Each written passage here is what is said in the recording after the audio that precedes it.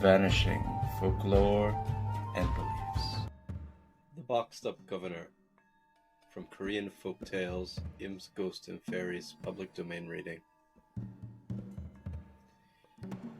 A certain literary official was at one time governor of the city of Gyeongju. Whenever he visited the mayor of the place, it was his custom on seeing the dancing girls to tap them on the head with his pipe and say, "These girls are devils, ogres, goblins. How can you tolerate them in your presence?" Naturally, those who heard this disliked him, and the mayor himself detested his behavior and manners. He sent a secret message to the dancing girls saying, "If any of you, by any means whatever, can deceive this governor and put him to shame, I will reward you richly." Among them was a young girl who said that she would.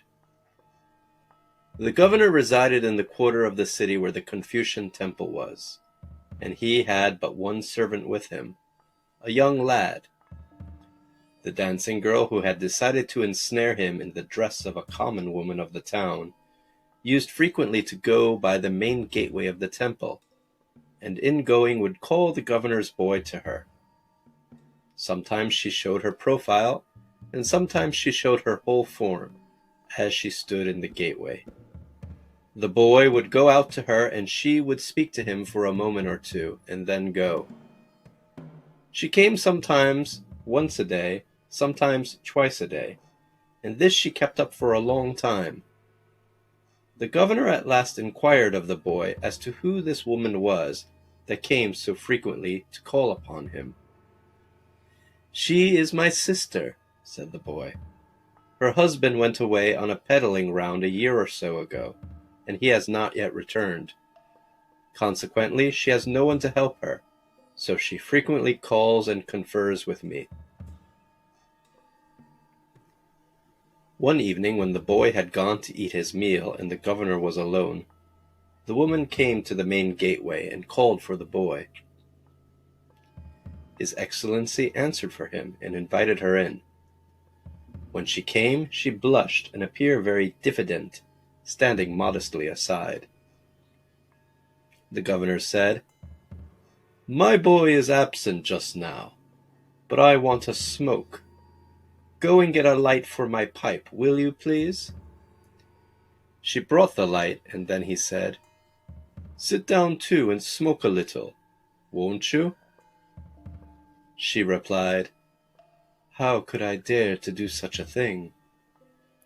He said, "There is no one else here now, never you mind." There being no help for it, she did as he bade her, and she smoked a little.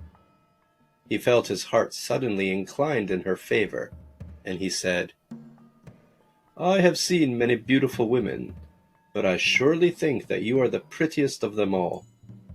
Once seeing you, I have quite forgotten how to eat or to sleep. Could you not come to me to live here? I am quite alone, and no one will know of it." She pretended to be greatly scandalized. "Your Excellency is a noble, and I am but a low-class woman. How can you think of such a thing? Do you mean this as a joke?" He replied, "I mean it truly, no joke at all." He swore an oath, saying, "Really, I mean every word." She then said, "Since you speak so, I am really very grateful, and I shall come." Said he, "Meeting you thus is wonderful indeed."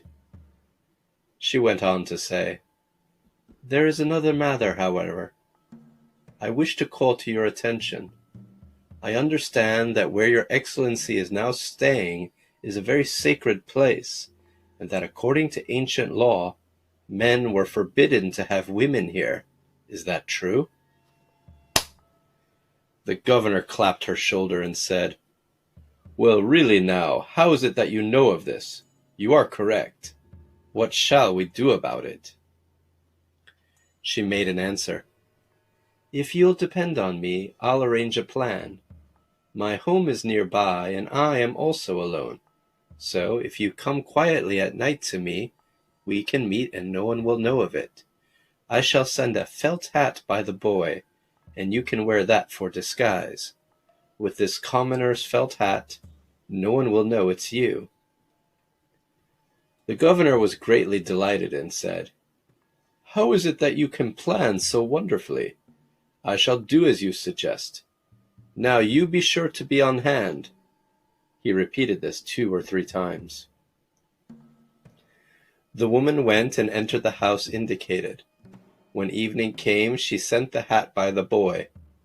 The governor arrived as agreed, and she received him, lit the lamp, and brought him refreshments and drink.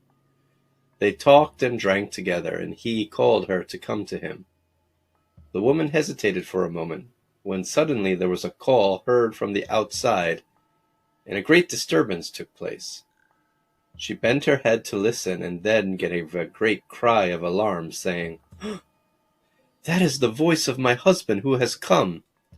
I was unfortunate, and so had this miserable wretch apportioned to my lot.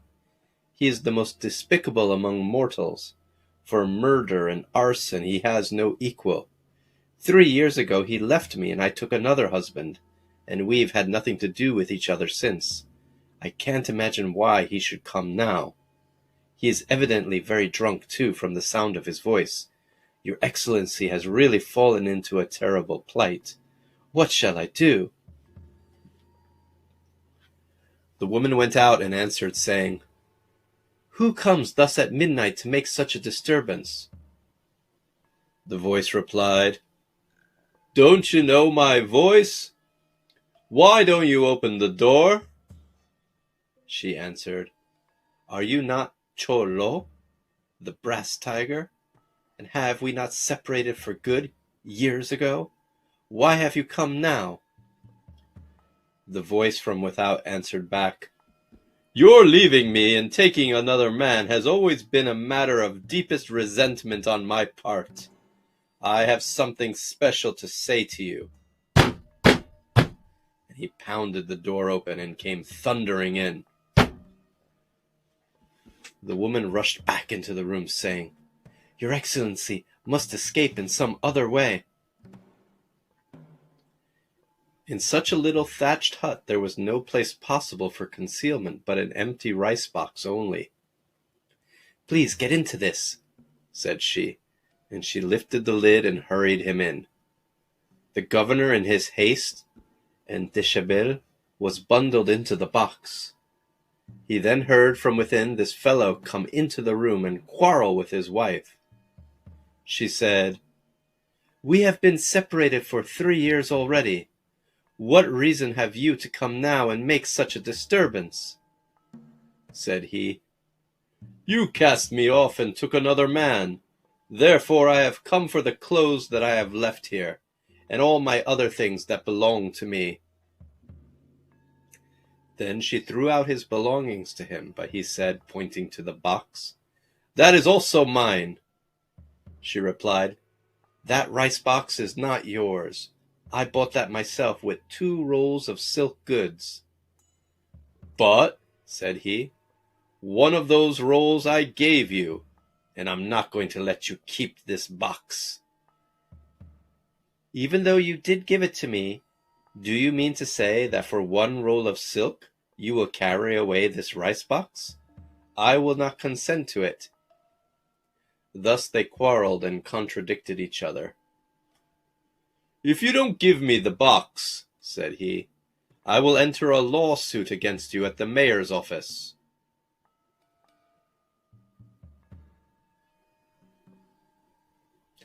A little day later the day dawned, and so he had the box carried off to the mayor's office to have the case decided by law, while the woman followed.